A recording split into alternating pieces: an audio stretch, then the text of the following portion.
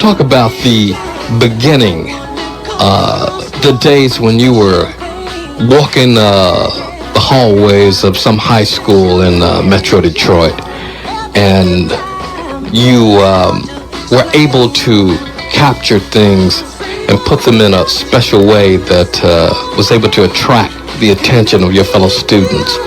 Let's go back to those high school days. Well, I went to Northern High School here in Detroit, and I was a Northern Eskimo. In fact, yes, I went by day before yesterday to see the school, and they built on a new wing to it since the last time I saw it. But I went to Northern High School, and we had our group at that time. We were called the Matadors, and we would sing at school functions and house parties and wherever they would let us sing, you know. And finally, after we graduated, I got the chance to meet Berry Gordy, who was then writing songs for Jackie Wilson, and Jackie Wilson was one of my idols, you know. And I met Berry. Berry was we had gone for an audition. We were auditioning for Jackie Wilson's manager. And Berry was there because he had written all the songs that were popular by Jackie Wilson to that point. Mm-hmm. And he was turning in some new songs. In fact, that day he had Lonely Teardrops and To Be Loved with him. And he was going to, you know, let them hear those songs. And we sang some songs that I had written while I was going to school, and that attracted his attention.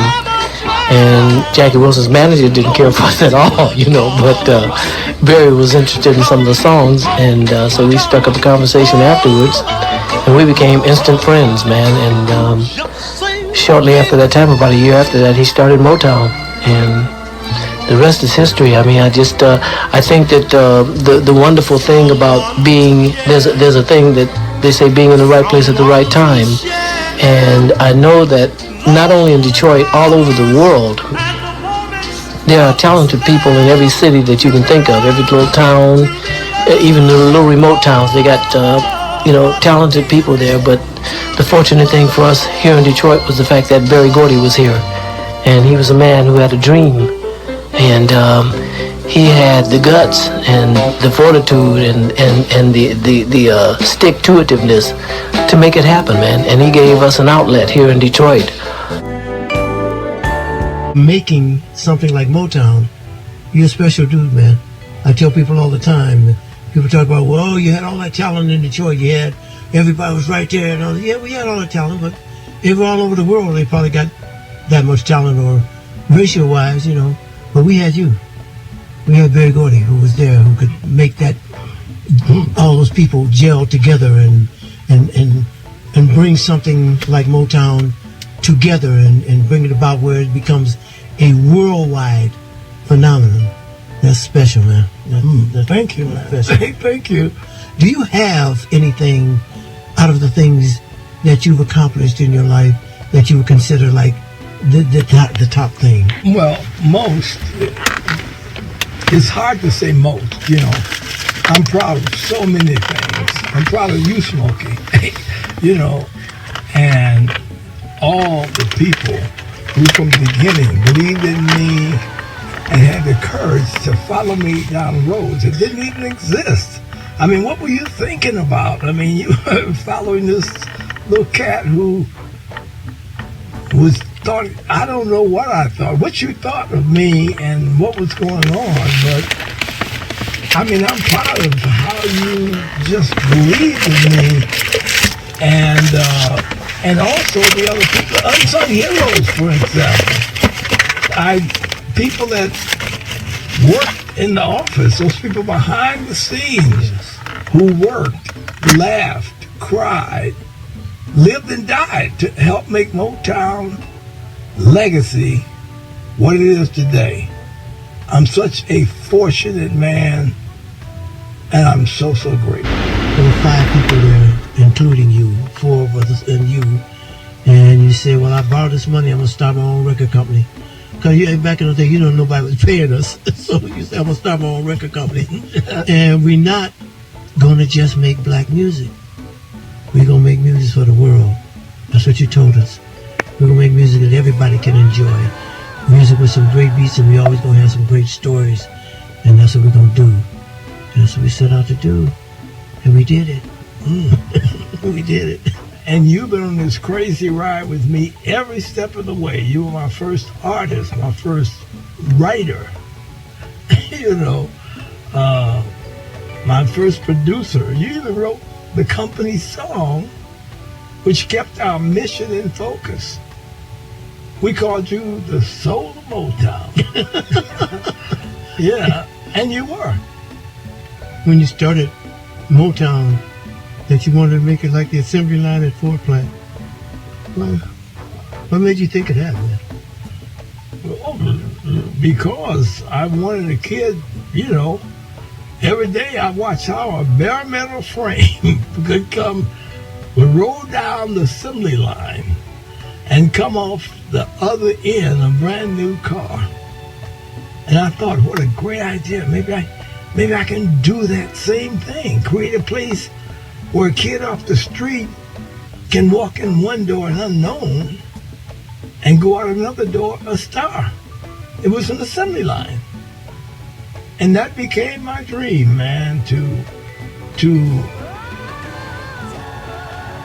that assembly line when I started the first HITSVILLE. Writers in one room, producers in another, the studio going nonstop.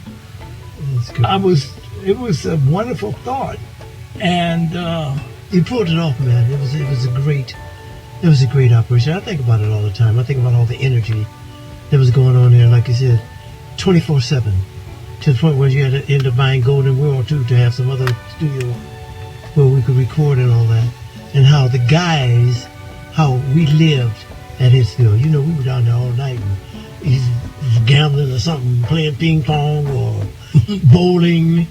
You know, it was. And then we have the strong people in there like Charlie Atkinson. Yes. And my sister who started an artist development rooms where they groom the acts, taught them how to talk, walk, choreography, all that stuff. Nobody else had that. And Smokey, even you learned to dance.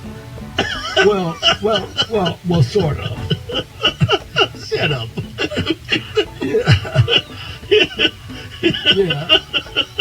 Yeah. Oh boy. Wow.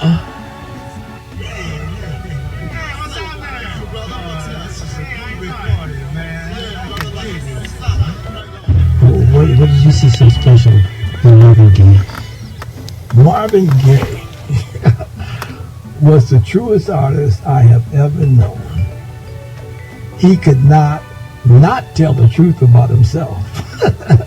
He would tell it all. You know, whether he was protesting a war and injustice, going through a divorce, or just wanting to get it on. He put his soul out there. He would even record all the tracks to what you were hearing with his voice. And so I used to say it was hearing Marvin on top of Marvin on top of Marvin. He would be ad-libbing to himself, and he was quite genius at it. He's great. And like many geniuses, he was complex, stubborn, brilliant, opinionated, and incredibly talented. And on top of all that, he also had a unique sense of humor. He was funny. Yeah, I tell people that all the time. People don't know that about Marvin. Marvin had a great sense of humor. He was, you know, his music is so moody and has that mood kind of thing on it, so people think that he was like moody all the time. But he had a great sense of humor, man. He did. He used to make us laugh. I tell people that all the time. He really was a funny dude. Yeah. We all know Stevie Wonder was a musical genius. Yes. But many don't know he was a prankster. Oh yeah. You know. Oh yeah. I do. When I introduce Tears of a Clown in our live show, I do a little imitation of Stevie, you know. And people come and say, "Oh, you imitating Stevie?" Stevie imitates everybody. Stevie imitates everybody that you can think of that he's ever heard in his life. He imitates them. But you know, like you said. And when he used to imitate me, he still he does. would always, I know, but he would have a draw. He would he would overdo it. You know, exaggerated so. Yeah, and He still calls me and imitates you, man. yeah, oh yeah. Well, that he used to do that. Hey, I want to hear. He would imitate me with Edna Anderson, my secretary, and in his best imitation of me, he'd say, "Hey, I want you to give Stevie, you know, a check for $50,000 right away." But I don't get it, she said. Yeah, and she said, I don't get it. You don't have to get it. I worked it out with Stevie, and just give it to him now. And he hangs up. So Edna was confused, you know. But she ended up calling me and said, "Boss, you're going to have to sign that one yourself. It's way over my limit." And I would say, "What one?" You know, "What the hell you talking about?" And she said, "The check. The one for Stevie for $50,000. Wait a minute. Did that damn Stevie get me again? And I would say, "I think so." Yes, indeed. Yeah. He's a prankster. Yes, indeed. What about Michael, man? What about Michael Jackson? What was your relation? Oh, well, Michael Jackson. Wow. Michael Jackson was 9 years old when the Jackson 5 came to audition for me at Motown. I was there. The group was amazing. But this little kid had something really extra special. He had moves like a baby James Brown, and when he auditioned with your song, Smokey, Who's Loving You, oh my goodness. It was like he had lived it and wrote it. Yes. Yeah. I tell you many times, if I sing part of it now in one of my live concerts, especially the younger people, they come in and say, "Well, why did you sing Michael Jackson's song?" Okay. But thank you, Michael, because he put that song on the map. Thank you so much. You know, he was an old soul in a kid's body. I was amazed. We signed them to Motown around the time we moved to LA. They became like family, even lived in my house, you know, in the beginning. We rehearsed, swim, even had baseball games, Jackson versus the Gordys. I believe heavily in these kids, and I wanted the entire Motown machine behind them. I was part of a songwriting team I put together called The Corporation, with the purpose of getting only #1 records. And I Want You Back, ABC, The Love You Save, and I'll Be There all went to #1. I remember the day that Dr. Martin Luther King came, and you and Barney and I were in the office with him, and he said he came to Motown to record his "I Have a Dream" speech because we were doing with music what he was trying to do legally. I met Dr. King around 1963. When he came to HITSVILLE to meet with me, I admired him and his people who were out there trying to do the right thing. Dr. King told me that he and I were on the same track and that our music was helping him with his mission. We became good friends.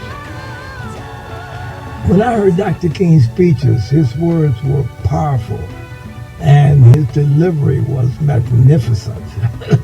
I wanted them to be preserved forever so that everyone could hear his words the way he said them. So we released 3 albums of his speeches. The Great March to Washington, which included I Have a Dream, The Great March to Freedom, and Why I Oppose the War in Vietnam. We also created the Black Forum label, which we released albums of other speakers of the time like Stokely Carmichael, Elaine Brown, and the poet Langston Hughes.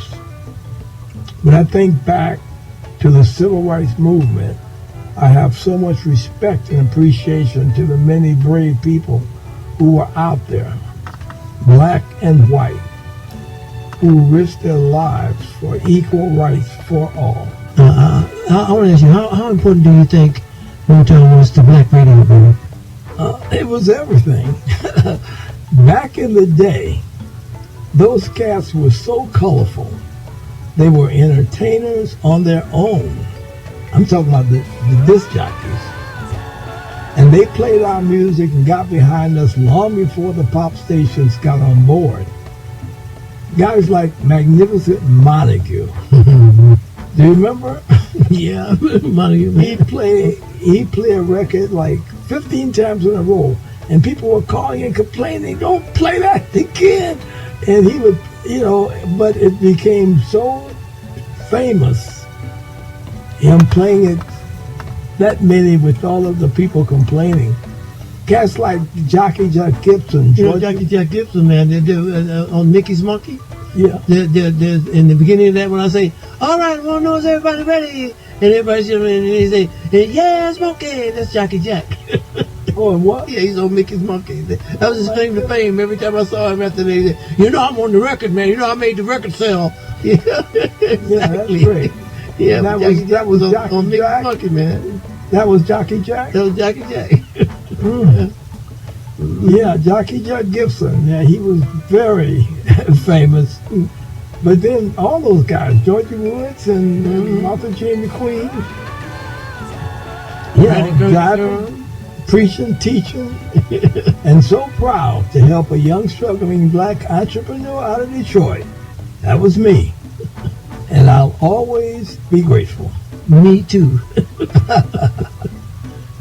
Okay, man, let me ask you this. I know I got a couple in mind, but are there any artists that you can think of that you wish we could have signed at Motown and didn't?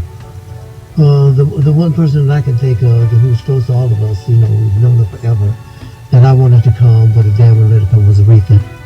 Well, of course, Aretha was Aretha, and I'm sure there was probably some of the people that I could have thought about.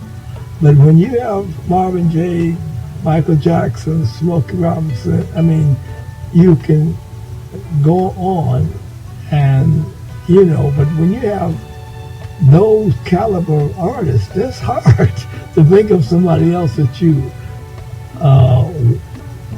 wanted to have. There were other great artists, there were many people, but when you got those kind of people that everything and anything, you feel so blessed until you don't dare think of who else you might want. That's it. Yeah, man, I remember when the Beatles came out and they were really popular, and they had that album that had a bunch of Motown songs on it. They had one of mine on there, You Really Got a Hold on Me. Had one of yours on there, Money, That's What I Want, and Please Mr. Postman, and all those things. Mm-hmm. So how'd you feel about that? The Beatles recording 3 of our songs, are you kidding? I was thrilled,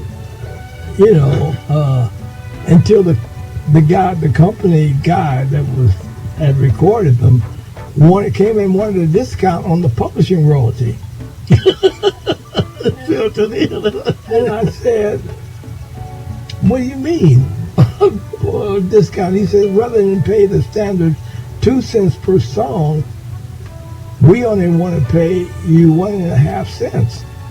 And I told him, "No way. We don't give rates." The next morning he called again and say whether they were sticking to their demand, and I had until 12 noon that same day to wire them an answer. It was already 11:30. And then I called in anybody I could find to help me in case I was off base, and everyone had a different opinion. Don't do it. You could lose a lot. Do it. It's done all the time. But my feeling was simple. Brian Epstein would never not use a great song just to save a half a cent. I'm holding out. And I did. Until about 2 minutes to 12, I gave in. I couldn't stand it. And rushed the wire off to England, agreeing to their 1.5 cent rate. I had lost a game of chicken. Everybody was thrilled that I had given in, including me, until a couple of hours later when we got the news. The Beatles' new album with our 3 songs on it had already been recorded, mixed, mastered, pressed, and shipped. They got me. Yeah, they did. But I'd probably make that same mistake today. I learned that you should never out-negotiate yourself. A part of something is always better than all of nothing. I know people ask me this all the time. I want to ask you, when did you realize the influence that Motown had actually over the world?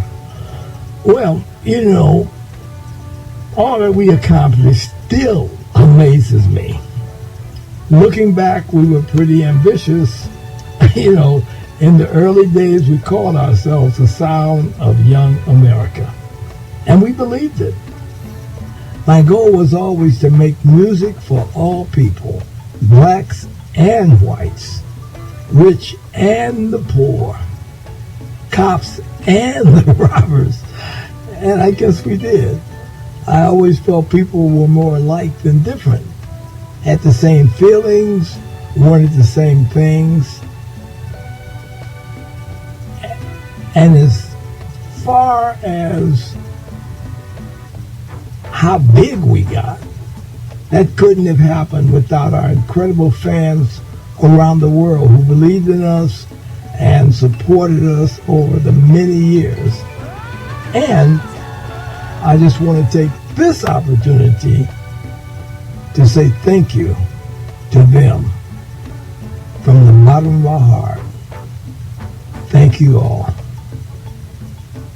Well, y'all, today has been a great day for me, and I hope y'all enjoyed this because you got a lot of great information, stuff that you didn't know, and you heard it from the man himself, Berry Gordy. Hey, thanks for being here, man. I love you too, man.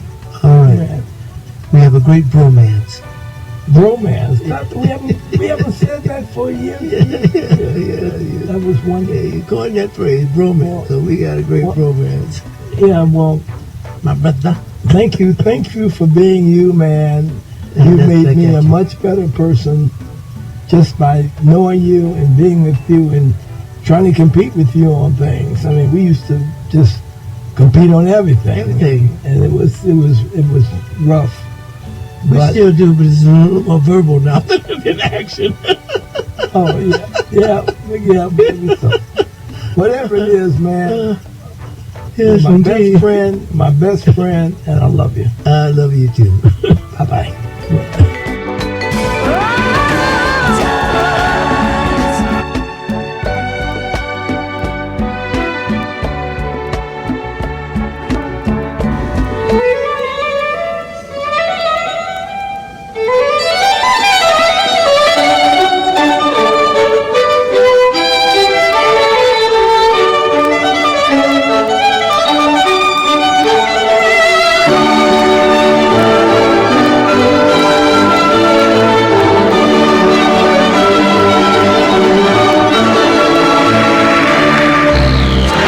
Listening to Electrifying Mojo, Rare Moments.